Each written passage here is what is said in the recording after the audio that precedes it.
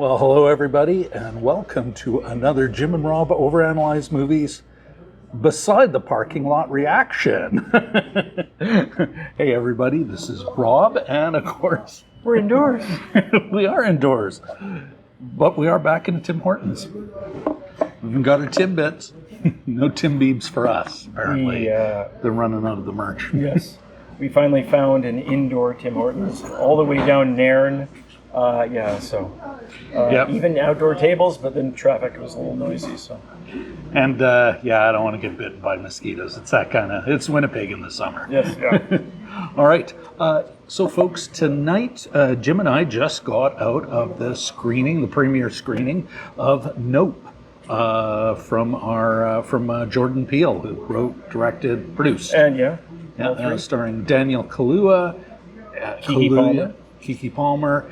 And Michael Wincott from what was it again? Night Heat. An old CTV. Oh my God! Tax credit. Canadian actor with not one but two Canadian hits. Sunglasses at night. Best use of Corey Hart in a generation. And Lawrence Gowan, Strange Animal, which I didn't hear. I think it was Strange Animal. Oh. I didn't hear it, but I saw it on the. It was on the credits. It was in the. You know what? We'll save that for the spoiler zone. But I do remember where it was. Okay, Jim, what's your spoiler-free reaction? Just a great movie. I think it's up there with Get Out. It's just a fantastic ride. Bit of a slow burn at the start. Didn't know how it would come together. It absolutely came together. Super fun, kind of horrifying in parts, and as you mentioned too, tension is there right from the start. So fantastic movie. I'm actually kind of jacked. Yeah. Now it's like midnight and I'm having a coffee and I'm gonna be bouncing in my seat for about 2 more hours, I think. But great movie. How about you? It was, as I finished the half of that Tim. Sorry. No, you threw to me. I was eating.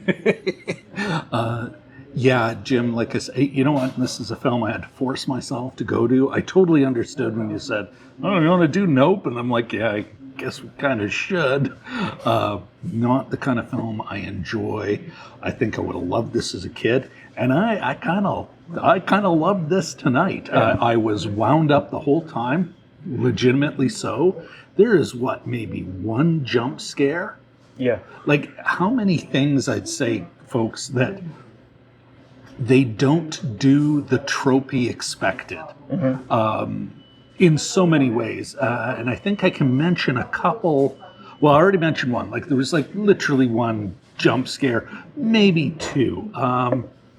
But that they all also fit what's going on, I think works. But even in Who Dies First, how they, what happens, like there are even certain gags, like there was a moment in the film where, at the end I was like, oh, I bet you it's this. Perfect trope, and it would have been perfectly fine. We would have got it. Nope, they don't do it. Peele never goes for the easy.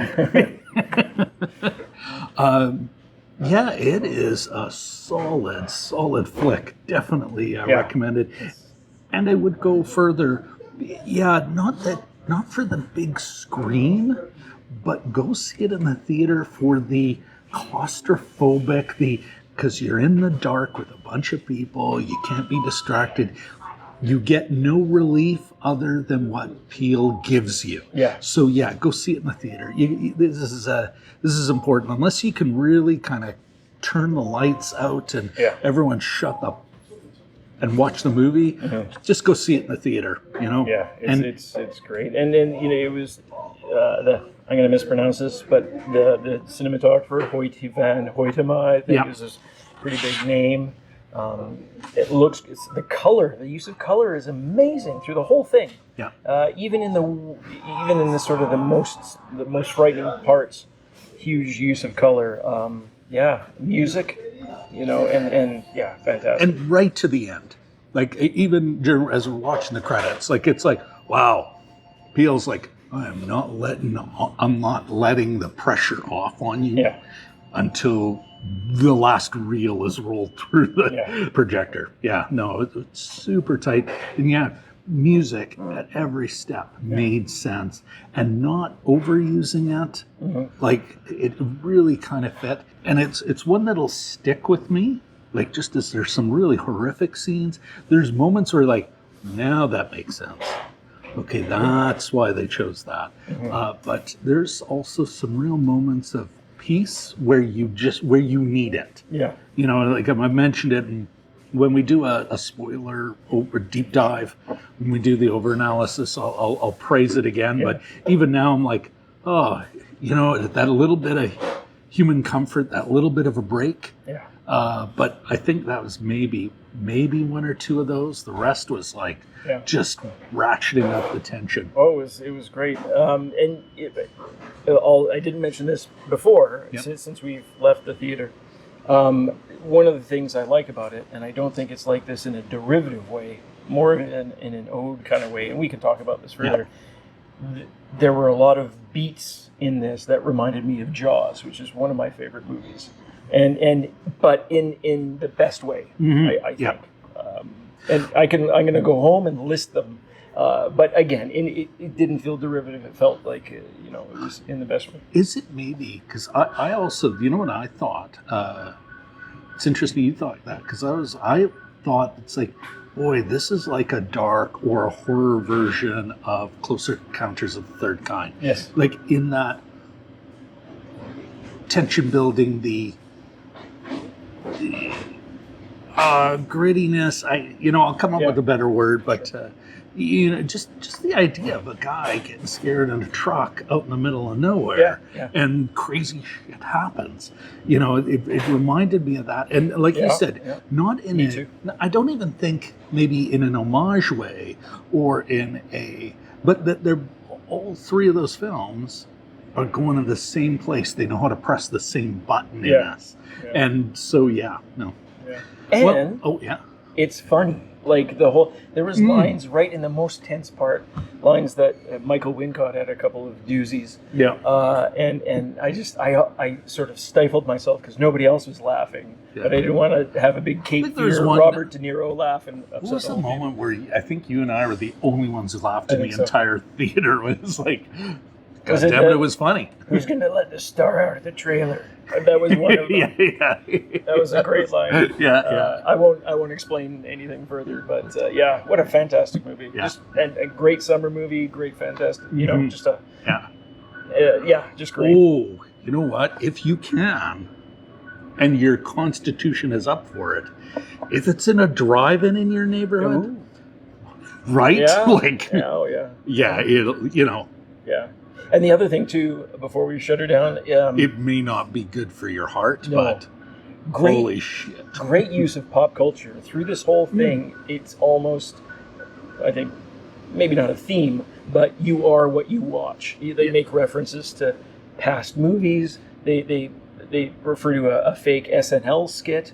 Like, just all in with the pop culture references, but to an effective degree. Yeah. Never... I get it. I don't think you never feel like Peele, the actors, and you're being winked at. Never once. It really does. There's no wink to us. There's no breaking the fourth wall. There's no relieving that tension. And there's only a couple of times, like you could almost say there's, hey, you know what? Well, we could go on forever. We will do, probably in 2-3 weeks, we'll do a deeper dive. This is one, though, even when we're in the car coming over to the Tim Hortons. Let's not spoil it. We were like, okay, we got to stop talking about it because we got to let it percolate. But, well worth it. Jim, we are, though, doing a deep dive this weekend, actually just in a couple of 2 nights. We are going to deep dive in Persuasion, which I felt differently about. Yes. No, it's not this level of praise. Not quite as good as Nope. But also worthy of a deep dive. Oh, here, I'll set you up. Was Persuasion as good as Nope, Rob? Nope. There you go.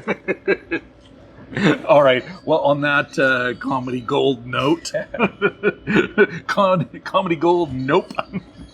Yeah, always thanks for tuning in. If you like our kind of nonsense, please like and subscribe and ringy ding that bell. don't have Ding, my ding, ding, bell. ding. We'll see you Sunday. All right. Ciao for now.